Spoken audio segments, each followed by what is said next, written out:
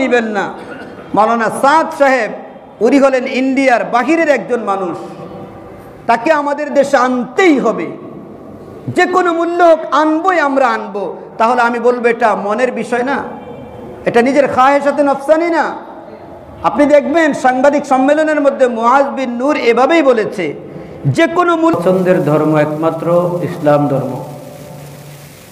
আর আল্লাহ সুবহানাহু ওয়া তাআলা মুসলমানদেরকে আল্লাহ তাআলা ইসলামের কারণে আল্লাহ তাআলা প্রকৃত খাঁটি মুমিন মুসলিম যারা, তাদেরকেও আল্লাহ তাআলা সবচাইতে বেশি পছন্দ করেন, বেশি ভালোবাসেন। সুবহানাল্লাহ। নবী করিম সাল্লাল্লাহু আলাইহি ওয়াসাল্লাম খাঁটি মুসলমানের পরিচয় দিয়েছেন। আল্লাহ পাক রব্বুল আলামিন ও খাঁটি মুসলমান না হয়ে মৃত্যুবরণ করতে নিষেধ করেছেন। আল্লাহর নবীর হাদিস এবং আল্লাহ তাআলার কালামকে সামনে রেখে যদি আমরা বুঝি, আমার মাঝখানের জিন্দিগিটা ইসলাম এবং মুসলমান হিসেবে আমাকে বেঁচে থাকার জন্য আমাকে কিছু মূলনীতি, কিছু ফর্মুলা, কিছু নিয়ম কানুন মেনে চলতে হবে। সেটা আমি কোথায় পাব, সেটা আমি কিভাবে অর্জন করব, এজন্য আল্লাহ তাআলা হযরত আদম আলাইহিস সালাতু ওয়াস সালাম থেকে নিয়ে শেষ জামানার আখিরি পয়গম্বর মুহাম্মদুর রাসূলুল্লাহ সাল্লাল্লাহু আলাইহি ওয়াসাল্লাম পর্যন্ত অসংখ্য অগণিত নবী রাসূলকে পাঠিয়েছেন। তাদের মধ্যে আল্লাহ সুবহানাহু ওয়া তাআলা অসংখ্য অগণিত নবীদেরকে যেমনিভাবে তিনি পাঠিয়েছেন, সাথে সাথে তাদেরকে ছোট বড় কিতাব দিয়েছেন। যতগুলো কিতাব আছে, যতগুলো নবী আছেন, সমস্ত নবীদের সরদার আমার নবী, আপনার নবী, বিশ্ব নবী জনাবে মুহাম্মদুর রাসূলুল্লাহ সাল্লাল্লাহু আলাইহি ওয়াসাল্লাম। যত কিতাব রয়েছে সমস্ত কিতাবের মধ্যে শ্রেষ্ঠ কিতাব মহাগ্রন্থ আল কোরআনুল কারীম। জোরে বলি সুবহানাল্লাহ। তাহলে শ্রেষ্ঠ নবীও আল্লাহ তাআলা আমাদেরকে দিয়েছেন, শ্রেষ্ঠ কিতাবও আল্লাহ তাআলা আমাদেরকে দিয়েছেন। কিসের জন্য আমাদেরকে দিলেন? খাঁটি মুমিন হওয়ার জন্য, খাঁটি মুসলিম হওয়ার জন্য। আমাকে আপনাকে সমাজের মধ্যে ফিতনা ফাসাদ, দাঙ্গা হাঙ্গামা সৃষ্টি করার জন্য আল্লাহ তাআলা এগুলো দান করেন নাই। বরং আল্লাহ সুবহানাহু ওয়া তাআলা যখন আদম জাতি সৃষ্টি করবেন, ফেরেশতার কাছে বলেছিলেন, ও ফেরেশতারা, আমি চাই জমিনের মধ্যে আমার প্রতিনিধি সৃষ্টি করব। সুবহানাল্লাহ। ফেরেশতারা বলল, এমন জাতি কেন সৃষ্টি করবেন যারা রক্তপাত ঘটাবে, যারা মারামারি করবে, কাটাকাটি করবে? আল্লাহ তাআলা তখন জবাবে বললেন, ইন্নী আ'লামু মা লা তা'লামুন। আমি যা জানি তোমরা তা জানো না। তোমরা মনে করতেছো আমি আমার প্রতিনিধি বানাবো, তারা এসে ঝগড়া ফাসাদ, মারামারি, কাটাকাটিতে লিপ্ত হবে। আমি তাদের জন্যই শুধুমাত্র দুনিয়াটা বানাই নাই। আমি এই দুনিয়ার মধ্যে এমন প্রতিনিধি বানাবো যারা তোমাদের থেকেও বেশি শ্রেষ্ঠ হিসেবে আমার দরবারে সাব্যস্ত হবে। সুবহানাল্লাহ। সুতরাং তোমরা শুধু তাদের অন্যায় দিকটা দেখেছো, তাদের নেগেটিভ দিক দেখেছো, তাদের পজিটিভ দিক তো আমি তাদেরকে দিয়েই দুনিয়াতে পাঠাবো। আল্লাহ সুবহানাহু ওয়া তাআলা তখন আদম আলাইহিস সালাতু ওয়াস সালামকে সৃষ্টি করেছেন। আদম আলাইহিস সালাতু ওয়াস সালামকে আল্লাহ তাআলা ইলম দিয়েছেন। আল্লাহ পাক রব্বুল আলামিন সারা আলমের বস্তুসমূহের নাম শিক্ষা দিয়েছেন। ফেরেশতাদেরকে বলেছেন, তোমরা এগুলোর নাম বলো। ফেরেশতারা ব্যর্থতা প্রকাশ করেছে। আদমকে আল্লাহ তাআলা বললেন, তুমি বলে দাও। আদম সব কিছু বলে দিলেন। ফেরেশতাকে বললেন, সুতরাং যে বলতে পারে, যে জানে আর যে জানে না, সে কোনোদিন সমান হতে পারে না। সুতরাং তোমরা তাকে সম্মান করো, তাকে সিজদা করো। জোরে বলেন সুবহানাল্লাহ। পৃথিবীতে হযরত আদম আলাইহিস সালাতু ওয়াস সালামের জন্যই আল্লাহ পাকের হুকুমে সেজদা করা বৈধ ছিল ফেরেশতাদের জন্য। এছাড়া অন্য কোনো মানুষকে, কোনো মাখলুককে সেজদা করা আল্লাহ পাক হারাম করে দিয়েছেন। আর কোনো সেজদা চলে নাই, একমাত্র আদম আলাইহিস সালাতু ওয়াস সালাম কি আল্লাহর হুকুমে সেজদা করা হয়েছিল, নিজেদের মন মতো নয়। জোরে বলেন সুবহানাল্লাহ। একটা হলো আমি আমার মনকে প্রাধান্য দেওয়া, আরেকটা হলো আল্লাহ তাআলার হুকুম মেনে নিজের জীবনকে পরিচালনা করা। কোনো ব্যক্তির মনের মধ্যে যদি রাগ থাকে, গুসা থাকে, কিসের জন্য? আল্লাহ তাআলার সন্তুষ্টির জন্য। আর কোনো ব্যক্তির মনের মধ্যে যদি রাগ গুসা থাকে নিজের খাহেসাতের নফসানিকে পূরণ করার জন্য, একটা রাগ আল্লাহ পাকের কাছে তাকে জাহান্নাম থেকে মুক্তি দিয়ে জান্নাতের রাস্তা দেখাবে, আরেকটা রাগ তাকে জান্নাত থেকে বঞ্চিত করে জাহান্নামের দিকে রাস্তা দেখাবে। অথচ দুইটাই কিন্তু রাগ, দুইটাই গুসা। যদি কাহারো সাথে কাহারো বৈরিতা যদি হয় দ্বীনকে সামনে রেখে, ঈমানকে সামনে রেখে, যদি কারো সাথে দ্বন্দ্ব বিদ্বন্দ্ব যদি হয় ঈমানের কারণে, দ্বীনের কারণে, তাহলে সেটা হবে প্রশংসনীয়। কারণ এর মাধ্যমে তাকেও জাহান্নাম থেকে বাঁচানো, এর মাধ্যমে নিজেও জাহান্নাম থেকে মুক্তির রাস্তাকে সহজ করা। এই কারণে আল্লাহ পাকের কাছে এই বৈরিতা, এই দ্বন্দ্ব, এই ইখতিলাফ, এটা আল্লাহ পাকের কাছে পছন্দনীয়। আর যদি আমার মনের মধ্যে, আমার মন চাই তো আমি এটা করব, কেন করতে পারবো না, এমন যদি আমার মনের বিষয়টা আমি যদি বাস্তবায়ন করতে না পারি, এখানে আমার আল্লাহর সন্তুষ্ট আছে কি নাই সেদিকে আমি লক্ষ্য করলাম না। আমার মনের সিদ্ধান্তকে প্রাধান্য দেওয়ার জন্য আমি যদি সমাজের মধ্যে বৈরিতা সৃষ্টি করি, আমি বলবো মুসলমান এটা দিন নয়, এটা দিন নয়, বরং এটা বদ্দিনের চাইতে আরো মারাত্মক। এটা দিনের নামে সাধারণ মানুষ এবং ইসলামকে কলুষিত করার ধোঁকা দেওয়া, নিজের মনকে প্রাধান্য দেওয়া। আমার মন বলতেছে এটাই করতে হবে, তাই আমি এটাই করব, এখন যাই হয়ে হোক না কেন আমার মনকে আমি জলাঞ্জলি দিতে পারবো না। আল্লামা জালালউদ্দিন রুমি রহমতুল্লাহি আলাইহি বলেন, मिठा दूं अपनी हस्ती को अगर कुछ मर्तबा चाहो, मिठा दूं अपनी हस्ती को अगर कुछ मर्तबा चाहो, के दाना खा के में मिलकर गुलो गुलजार होता है। जुरे बोलें सुबहानल्लाह। জালালউদ্দিন রুমি রহমতুল্লাহি আলাইহি বলেন, তুমি যদি আল্লাহর দরবারে এতটুকু সামান্য পরিমাণ যদি মর্যাদা যদি লাভ করতে চাও, তোমার নিজের অস্তিত্বকে আল্লাহর হুকুমের সামনে মিটিয়ে দাও, নিজেকে বিলীন করে দাও, নিজেকে ছোট বানায় দাও। কেননা দেখো জমিনের মধ্যে কোনো মানুষ যদি কোনো বস্তুর চারা যদি রোপণ করে, তার একটা বীজ সংগ্রহ করে ওই বীজটাকে কাদা মাটির মধ্যে রোপণ করে, আর ওই কাদা মাটির মধ্যে ওই বীজ মাটির সাথে নিজেকে মিশিয়ে দেয়, নিজেকে অস্তিত্ব বিলীন করে দেয়। ওই বীজ থেকে একটা অঙ্কুর গজিয়ে একটা চারা গাছ উদ্ভিদ হয়ে ওঠে, অতঃপর এটা ফলে ফুলে সুশোভিত হয়। এর মাধ্যমে পুরা জমিনের মধ্যে একটা বাগান আবাদ হয়ে যায়।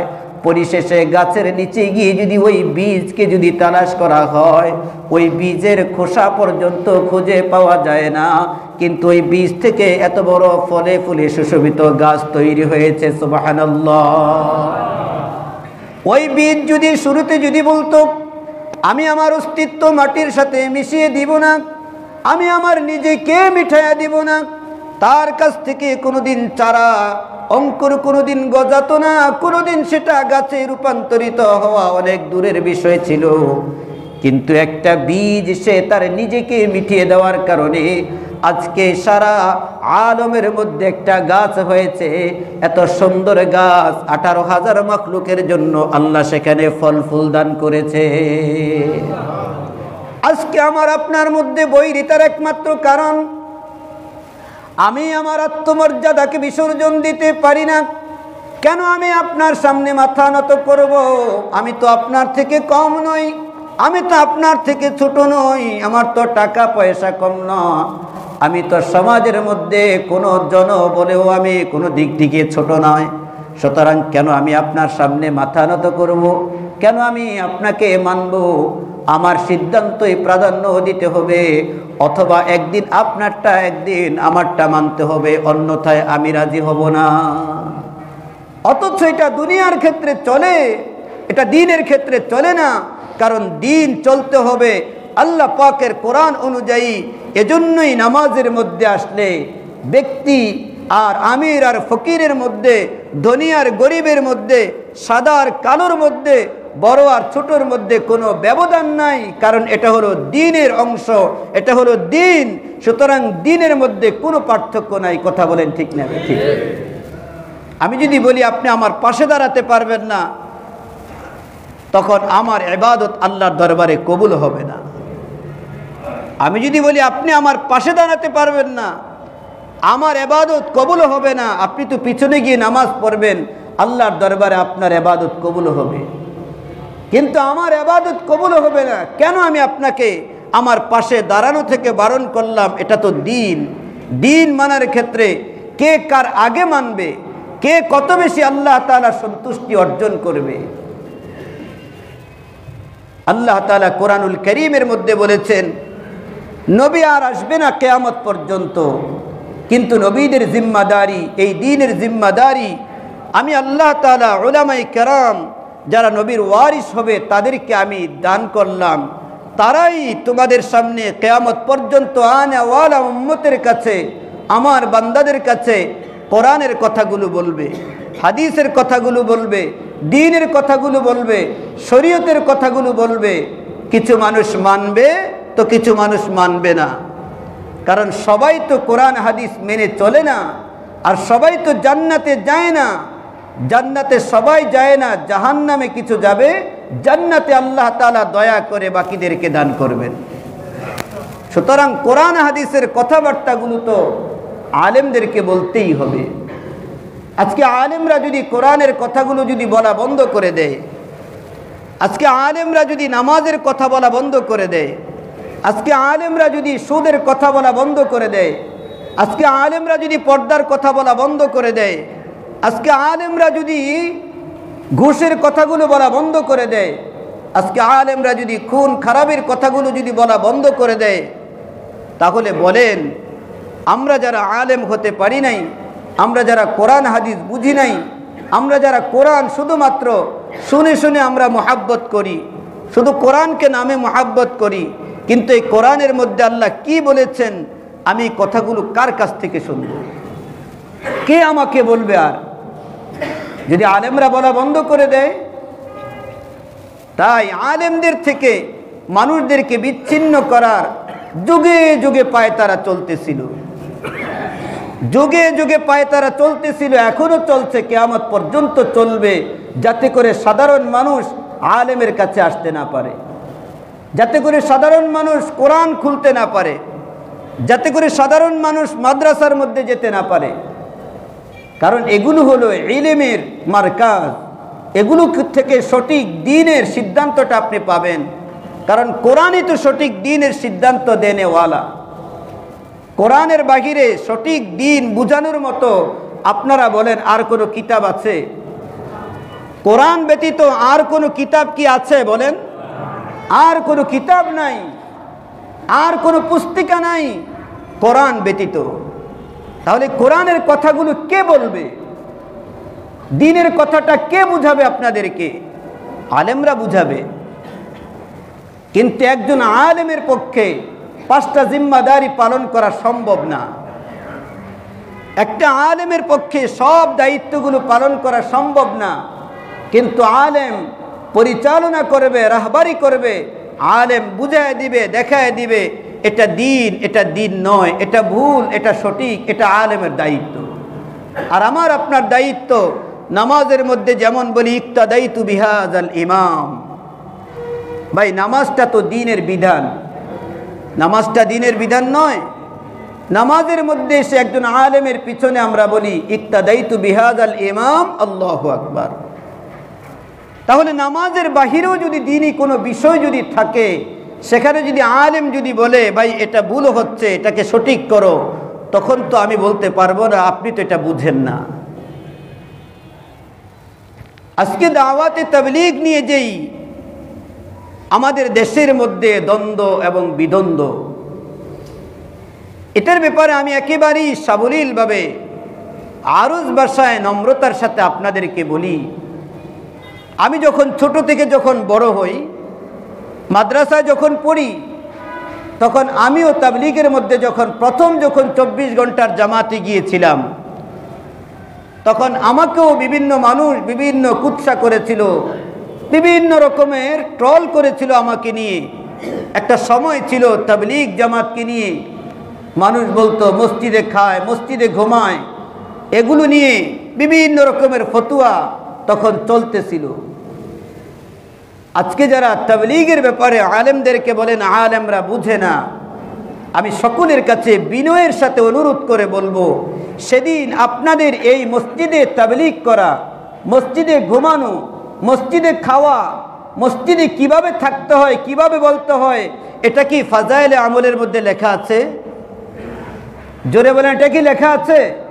এটা ফাজাইলে আমলের মধ্যে লেখা নাই। কারণ ফাজাইলে আমলের মধ্যে এই মাসাইল লেখা থাকবে না, এটা ফাজাইলের কিতাব। সুতরাং তখন ওই আলেম মিম্বার থেকে বলেছিলেন তাবলীগ কুনতুম খায়রা উম্মাতিন উখরিজাত লিন-নাস, তাবলীগ ইয়া আইয়ুহার রাসূল বাল্লিগ মা উনজিলা ইলাইক, তাবলীগ ফালাউলা নাফারা মিন কুল্লি ফিরকাতিন মিনহুম তায়ফাতুন লিয়াতাফাক্কাহু ফিদ-দীন। ওই আলেমরা মিম্বার থেকে বলেছিল এটা নবীওয়ালা কাজ, এটা কোরআন হাদিসের মধ্যে সমর্থিত কাজ। আলেমরা মিম্বার থেকে বলেছিল। আমি অত্যন্ত বিনয়ের সাথে বলবো, ও মুআজ বিন নূর, বড় কষ্ট লাগলো তোমার কথার মাধ্যমে। তুমি আমাদের মতো আলেমদেরকে বলেছো আমরা নাকি অতিথি হয়ে গেলাম, আমরা অতিথি হয়ে গিয়েছি। সে বলে আলেমরা অতিথি, মেহমানের যেমন বাড়ির মধ্যে কোনো মন্তব্য চলে না, সে বলতে চায় আলেমদের নাকি দাওয়াতে তাবলীগের মধ্যে কোনো মতামত চলবে না। বড় আফসোসের বিষয়ে কথা বলেন, ঠিক না বেটি? আমরা নাকি অতিথি, আমরা নাকি মেহমান, অথচ জিন্দেগির সর্বোচ্চ দিলাম তাবলীগের জন্য, জীবনের শেষ করলাম পড়ালেখা করতে করতে। সেদিন আমি যদি দাওরায়ে হাদিস পর্যন্ত না পড়তাম, আমি যদি মাস্টার্স অনার্স যদি করতাম, আমি যদি ডাক্তার ব্যারিস্টারি যদি পড়াশোনা করতাম, আমি হয়তো এখানে বসে কথা বলতাম না, অন্য কোনো পেশায় আমি ব্যস্ত থাকতাম। কথা বলেন ঠিক কিনা? আমার খুব মনে পড়ে, আমি যখন তাফসিরে জালালাইন যখন পড়ি, তখন আমি মোহাম্মদপুর থেকে একটা সরকারি বিদ্যাপীঠ থেকে আমি সার্টিফিকেট নেওয়ার জন্য আমি ভর্তি হয়েছিলাম। পরে আমি আমার উস্তাদের কাছে পরামর্শ করেছিলাম যে হুজুর, আমি তো ভর্তি হয়ে গিয়েছি, আমি যদি পরীক্ষা দিই আমার আগামী বছর একটা বছর আমার গ্যাপ যাবে, আমি কি পরীক্ষা দিব নাকি আমি মেশকাতে ভর্তি হব?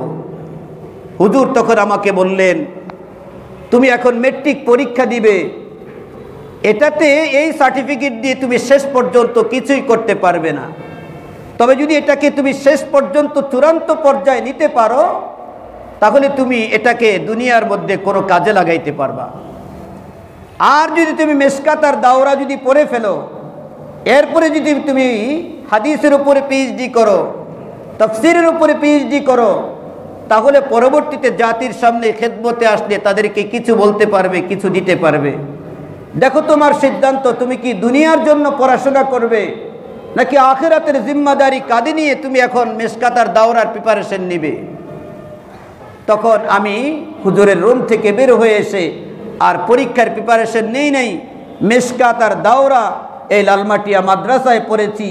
ওই বছর ওই মাদ্রাসার মসজিদের মধ্যে আমি খতমে তারাবি পড়িয়েছি। যেদিন খতম শেষ হয়েছে সেদিন আমি দোয়ার পরে সিদ্ধান্ত নিয়েছিলাম আমি মসজিদুল আকবরের মধ্যে এসে ইফতাতে ভর্তি হব। তখন এখানে এসে ইফতাতে ভর্তি হয়েছিলাম। 2 বছর এখানে ইফতা পড়াশোনা করে 2011 সালে আমার পড়াশোনা ধারাবাহিকভাবে কমপ্লিট হয়েছিল।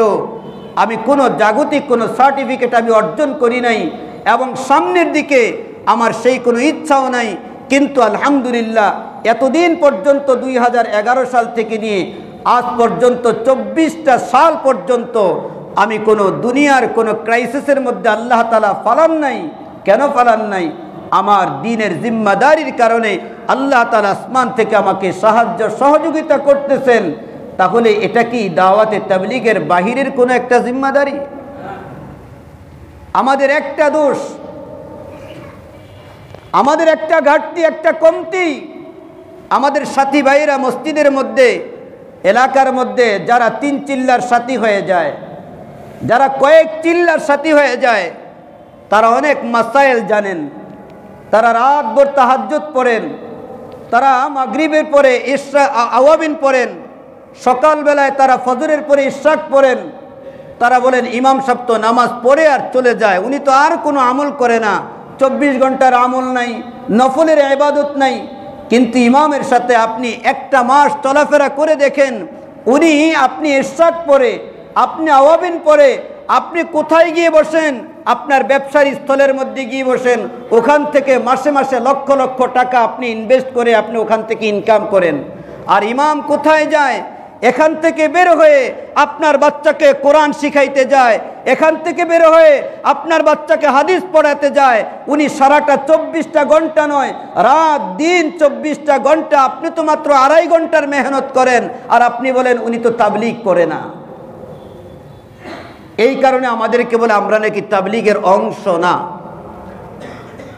ইলিয়াস রহমতুল্লাহি আলাইহি উনি দারুল উলুম দেওবন্দের একজন ছাত্র, ওখানকার আলেম ছিলেন। সেদিন ইলিয়াস রহমতুল্লাহি আলাইহি যেই ভয় করেছিলেন, আজকে সেই ভয় বাস্তবায়িত হয়েছে।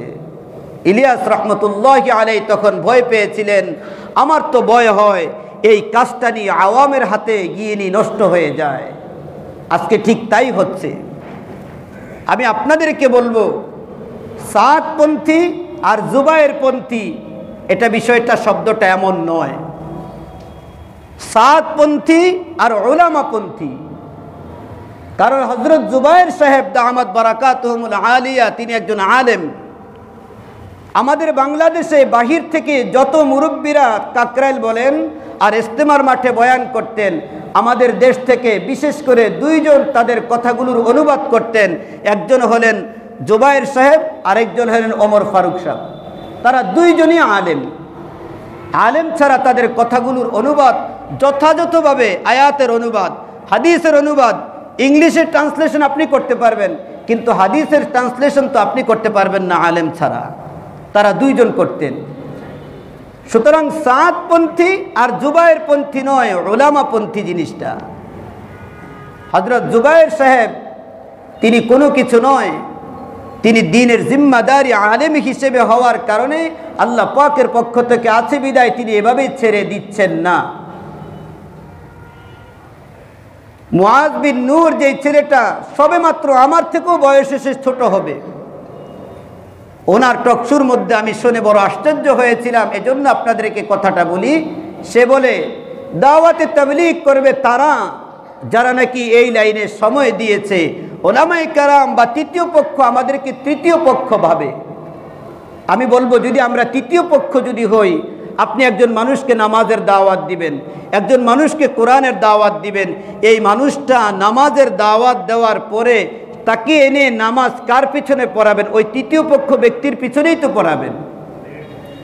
তাহলে তাকে আপনি তৃতীয় পক্ষ কিভাবে বলেন? সে তো ফার্স্ট পক্ষ, সে তো প্রথম। তাকে মাইনাস করে তো আপনি তাবলীগের কাজ করা আপনার জন্য বৈধ নয়। তাকে ছেড়ে দিয়ে তো আপনি তাবলীগের কাজ করতে পারবেন না। আপনি তো ঠেকে যাবেন, আপনি তো বিপদের মধ্যে পড়ে যাবেন। প্রশ্ন হতে পারে, আপনি বলবেন যে হুজুর ওখানেও তো আলেম আছে, তারা সমাধান দিবে।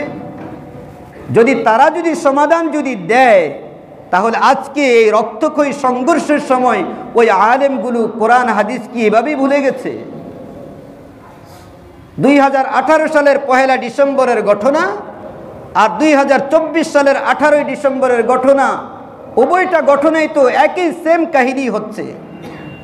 আমরা কি এভাবেই নিজেদেরকে, মানুষের রক্তের দাম কি এভাবেই নষ্ট হয়ে গেল, শেষ হয়ে গেল? আমি যদি দিন যদি পালন না করতে পারি, আমি যদি তাবলীগ যদি না করি, আল্লাহ তাআলা তো আমাকে কাল কিয়ামতের মাঠে 3টা প্রশ্নের একটা প্রশ্ন করবেন না, তুমি তাবলীগ কেন করেন নাই? আল্লাহ বলবেন তুমি মানুষকে সৎ কাজের আদেশ দিয়েছো, অসৎ কাজের নিষেধ করেছো কিনা, এটার ব্যাপারে আল্লাহ প্রশ্ন করবেন। আল্লাহ এটাও প্রশ্ন করবেন না তুমি কি সাদ সাহেবের অনুসারী ছিলে নাকি জুবায়ের সাহেবের অনুসারী ছিলে, এটাও আল্লাহ তাআলা প্রশ্ন করবেন না। আল্লাহ তাআলা প্রশ্ন করবেন তোমার আমলগুলো কি কোরআন অনুযায়ী ছিল, হাদিস অনুযায়ী ছিল কিনা, এই প্রশ্নগুলো তো আল্লাহ তাআলা করবেন। কথা বলেন ঠিক না বেঠিক? তাহলে যদি এটা আমি যদি আলেম হয়ে যদি বুঝে থাকি, আমি কেন মারামারি করতে যাব? বলবেন যে হুজুর তাহলে আপনারাই তো মারামারি করলেন। রাতের অন্ধকারে যারা ঘুমিয়ে থাকে তারা যদি মারামারি করে, আমি লজিকতার সাথে আপনাদেরকে বলবো, আমি কোনো একেবারেই ব্যাখ্যা বিশ্লেষণ না দিয়ে আমি বলবো, আগামী সামনে যেই জোর, এই জোরের জন্য এবং তারপরে যেই ইজতেমা, ওই ইজতেমার জন্য প্রস্তুতি গ্রহণ করতেছে উলামায়ে কেরামদের পক্ষ থেকে মাদ্রাসার ছাত্ররা, আলেম উলামারা, সাধারণ তাবলীগের সাথীরা, তাই না? তাহলে এখন তো ওনাদের তো ওখানে যাওয়ার কোনো প্রশ্নই ছিল না।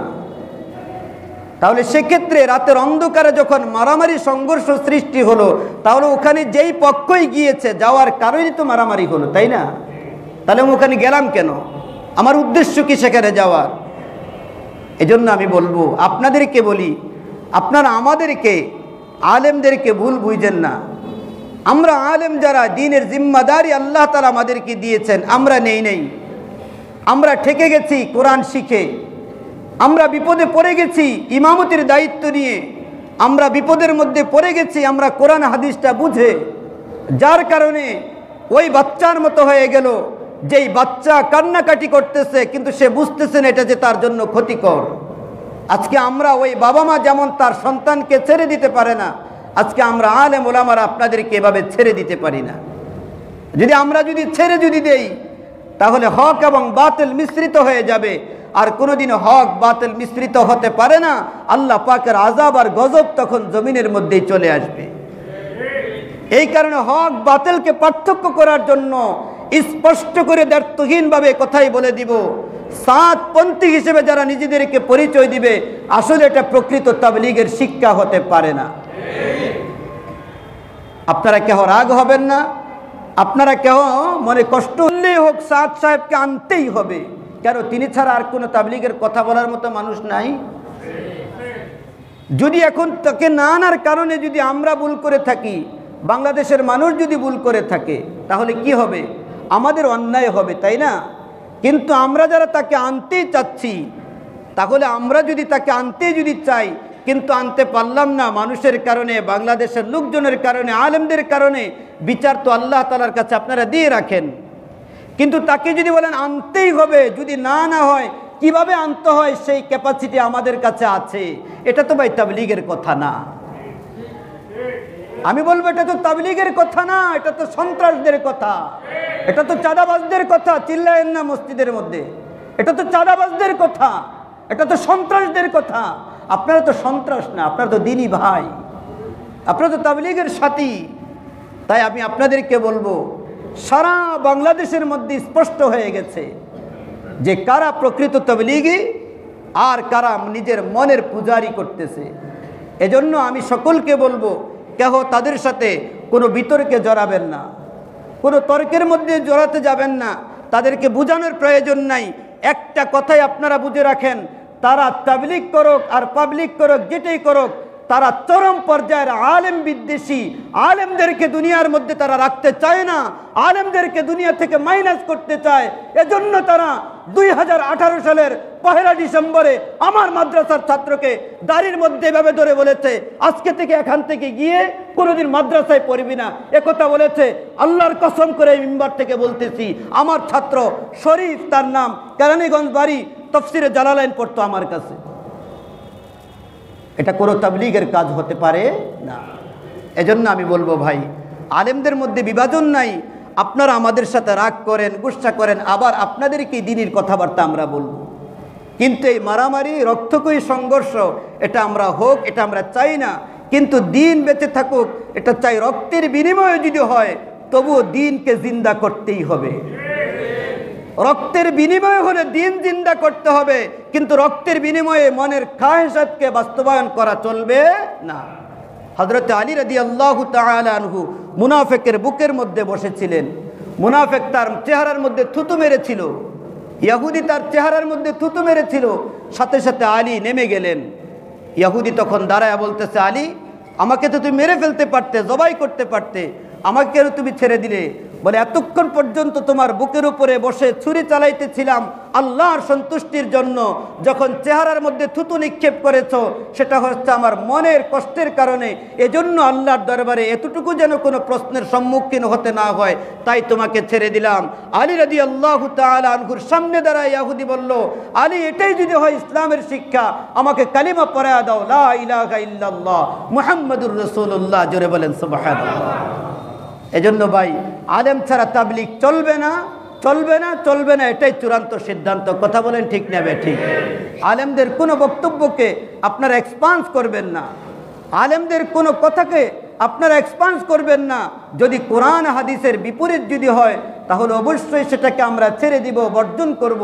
কিন্তু দ্বীনের ব্যাপারে, তাবলীগের ব্যাপারে, তাজকিয়ার ব্যাপারে, জিকিরের ব্যাপারে, আত্মশুদ্ধির ব্যাপারে আলেমরা যেটা বলবে সেটাই হবে চূড়ান্ত, অন্যথায় কোনো কিছু চলবে না। দাওয়াতে তাবলীগের দুইটা দল ভাগ হয়ে গেছে। আমি পরিষ্কার করে বলে দেই, একটা দল ভ্রান্ত আর একটা দল সঠিক। আলেমদের সাথে যারা থাকবে তারা হবে সঠিক, আর সাদিয়ানি পরিচয় দিয়ে যারা কাজ করবে তারা হলো বাতিল, তারা ভ্রান্ত, তাদেরটা সঠিক নয়। আপনি কোন দিকে থাকবেন সেটা আপনার ইচ্ছা, আপনি কোনটা করবেন সেটা আপনার ইচ্ছা। আমরা কোনো দ্বন্দ্ব যেন না হয়, সমাজে যেন কোনো বিশৃঙ্খলা না হয়। আল্লাহ পাকের কাছে সবাই দোয়া করব, যেই 3-4 জন ভাই মারা গিয়েছেন, আল্লাহ পাক যেন তাদের গুনাহগুলো মাফ করেন, তাদেরকে যেন আল্লাহ তাআলা জান্নাতবাসী করেন, তাদের পরিবারকে যেন আল্লাহ তাআলা ধৈর্য ধারণ করার তৌফিক দান করেন, এবং অচিরেই যেন আমাদের দেশের মধ্যে দুইটা পক্ষ যেন এক এবং অভিন্ন হয়ে আগের মতো কাজ করতে পারে। আল্লাহ তাআলা আমাদের সকলের ভুলভ্রান্তিগুলো ক্ষমা করুন, সকলে বলে আমিন।